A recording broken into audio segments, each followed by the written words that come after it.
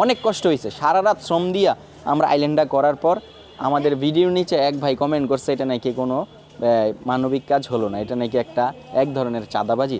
ঠিক এই জায়গাটায় আজকে থেকে প্রায় 3 মাস আগে আমরা একটা ভিডিও বানিয়েছিলাম। ভিডিওটা হচ্ছে মূলত যে এই যে আমাদের যে বাসার নিচে, এটা হচ্ছে আমাদের বাসা, এই বাসার নিচে 4 রাস্তার মোড়।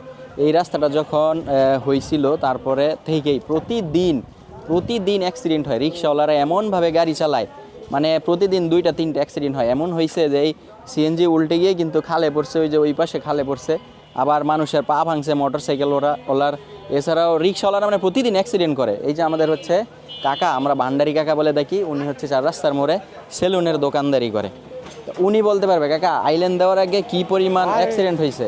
প্রথম থেকে আইলই লাগতো, মানে প্রতিদিন একটা করে অ্যাক্সিডেন্ট হয়েছে। আচ্ছা, এই অ্যাক্সিডেন্ট দেখা গেলে ভাও হাত মানুষের দেহ সব আছে, অনেকে আছে যে এখনো পা ভাঙা অবস্থা আছে।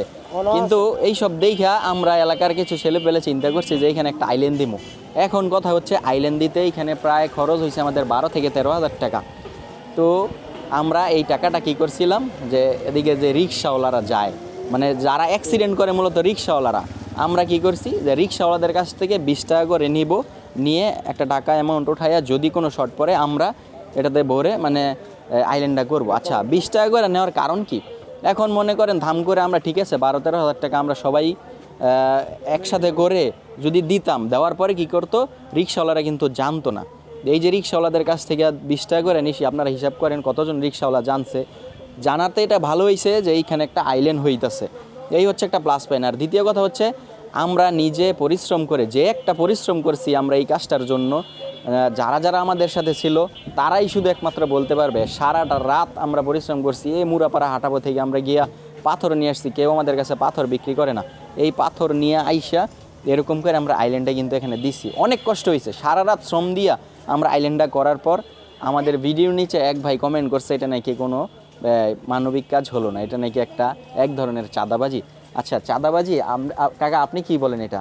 না, আমি বলি না এটা চাঁদাবাজি। এটা কি উপকার হয়েছে নাকি হয় না? মানুষের জন্য উপকার করছি, এটা কোনো চাঁদাবাজি না। এটাই যে যাই বলুক, এইসব নিয়ে আমাদের থেমে থাকলে চলবে না। ইনশাল্লাহ ছোটোখাটো এরকম অনেক ধরনের কাজ আমরা করে থাকবো। আপনারা দেখা গেছে একসাথে চলতে গেলে 40 জন বা 50 জন থেকে 2-1 জন খারাপ বলবেই, এটাই স্বাভাবিক।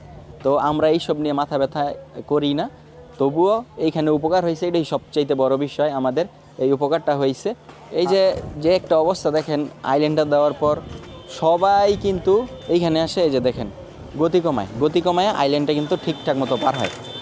আর আগে কি করতো, শো করে এসে চারোদিক থেকে এমন হয়েছে 2 দিক থেকে 3 দিক থেকে এসে ধ্রাম করে লেগে যেত। তা যাই হোক, এত কিছু আমরা দেখবো না।